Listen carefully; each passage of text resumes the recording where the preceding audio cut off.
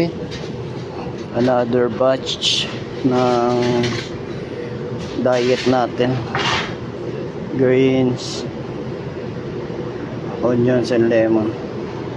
So bibili tayo ngayon ng parang maiba naman yung lasa, olive oil. Yeah, bili tayo rito ng olive oil. Yeah,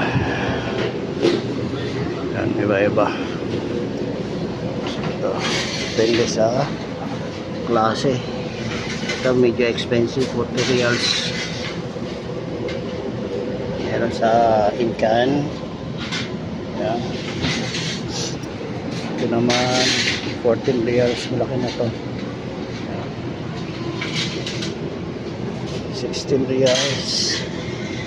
Yan.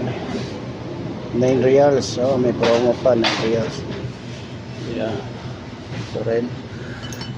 Sesame oil, bibili rin tayo sesame oil. 15 reals. Masarap kasi ito, mabango. Meron naman 6 reals. Mustard oil. Yeah. Alright. So yan, may iba-ibang klase yung olive oil. Yeah, may 17 reals. May ito, 29 reals. Oh my gosh. Spanish oil. Spanish oil. Yeah, olive oil. Spanish olive oil. 24 reals. So, ito malalaking bottles. Para sa itaas. Same mo rin naman sa ibaba. Okay. And this one, 27 reals. Extra virgin olive oil. Yeah. Extra virgin olive oil.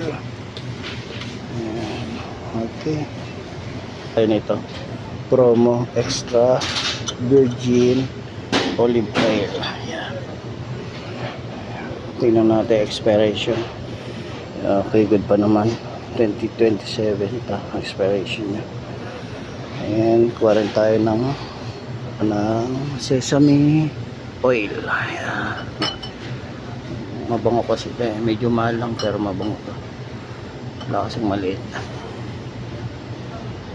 Yeah, ito na sesame oil. Okay, that's it.